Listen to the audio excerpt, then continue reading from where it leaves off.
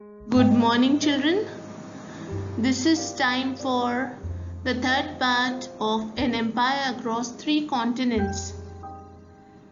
In this particular part, we'll be talking about slavery in Rome, social hierarchies in Rome, monetary system, and Roman bureaucracy of the late Roman Empire.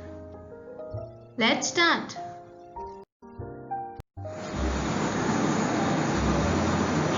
Here we will be discussing about slavery. Slavery had a long history in the ancient world and was practiced in ancient Egypt and Greece as well as Rome. Most slaves during the Roman Empire were foreigners, and unlike in modern times, Roman slavery was not based on Rome. Slaves in Roman Empire might include prisoners of war, sailors captured and sold by pirates, or slaves bought outside Roman territory. Slavery was an ever-practicing feature and ever-present feature of the Roman world. A slave in ancient shackles, controlling of workers in the Roman Empire. Slavery was an institution deeply rooted in ancient Roman world. Though slavery was institutionalized and was greatly used as labor, but it was not always slaves that performed labor in the Roman economy. As peace was established in the 1st century, the supply of slaves declined, and users of slave labor had to turn to slave breeding or cheaper substitutes such as wage labor, which were easily dispensable. What is meant by slave breeding? Children, in Rome, slave couples were encouraged to have more children. This was only what was called as slave breeding. Their children will also become slaves when they will grow up. This was the purpose of slave breeding.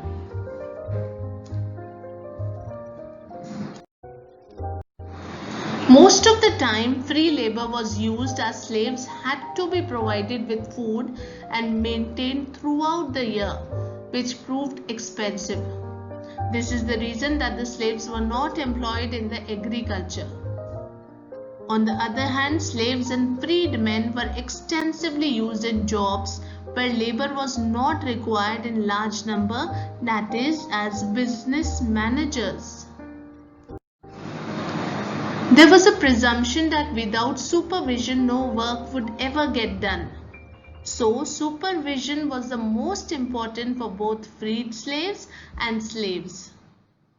For a better supervision, the slaves were grouped into gang of 10 so that it would be easy to see who's putting in effort and who's not. This method was criticized by Pliny the Elder. He was of the opinion that the slave gangs were the worst method of organizing production because slaves who worked in gangs were usually chained together by their feet. Pliny the Elder was a Roman author, a naturalist and natural philosopher, a naval and army commander of the early Roman Empire, and a friend of Emperor Vespasian. Although all this looks harsh, yet similar principles of labor control are being enforced in most of the factories in the world today. Debt contracts were a type of agreements between the private employees and their workers. In these debt contracts, it was claimed that the employees were in debt to the employers and as a result were under tighter control. A large number of families went into debt bondage in order to survive. Social hierarchies. Look at this diagram, children. At the uppermost level are the senators, and down you can see slaves. This particular figure is telling us the condition of social hierarchies in Roman times. Firstly, at the top senators, then equites, then respectable middle class, then humiliores, and lastly slaves. Let us discuss social hierarchies. Tacitus, a Roman historian, has described the social hierarchy of the early Roman Empire. To him, in the early Roman Empire, senators were at the top. Next were the leading members of equestrian classes. Respectable section of the people who were attached to the great houses was next in the social order. Then was the untidy lower classes, and slaves came to the bottom. In the 4th century, by the time of Constantine I, the senators and equites had merged into an expanded aristocracy, and at least half of the families were of Eastern or African origin. Like senators, most knights were landowners. But unlike senators, many of them involved in business activities like shipping, trade, and banking. This late Roman aristocracy was very wealthy, but was less powerful than purely military elite group who came entirely from non-aristocratic background. Next in the social hierarchy was the middle class. It consisted of persons working in bureaucracy and army. Prosperous merchants were there and farmers. According to Olympiodorus, a historian of the early 5th century, the aristocracy based in the city of Rome received annual incomes up to 4,000 pounds of gold from their estates. They also consumed grain, wine, and other produce which, if sold, would have amounted to 1/3 of the income in gold. The income of the households at Rome of the second class was 1,000 or 1,500 pounds of gold. Below the middle class were the vast class collectively known as humiliores. Literally, it means lower.